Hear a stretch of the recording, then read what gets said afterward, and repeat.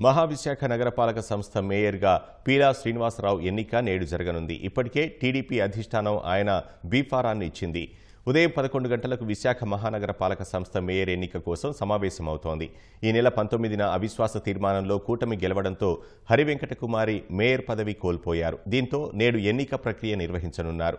పీలా శ్రీనివాసరావు పెందుర్తి మండల మాజీ అధ్యక్షుడు పీలా మహాలక్ష్మి నాయుడి చిన్న కుమారుడు.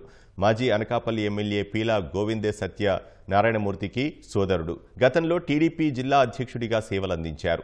బీసీ గవర సామాజిక వర్గానికి చెందిన పీలా శ్రీనివాసరావు 2007లో విశాఖ కార్పొరేటర్గా గెలిచారు.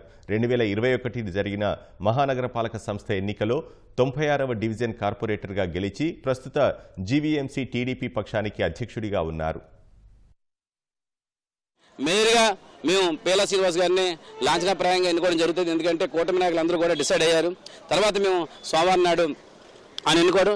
డిప్యూటీ మేయర్ విషయంకి వస్తే నాయకులందరూ కూర్చొని డిసైడ్ చేసి డిప్యూటీ మేయర్ క్యాండిడేట్ కూడా అనౌన్స్ చేయడం జరుగుతుంది.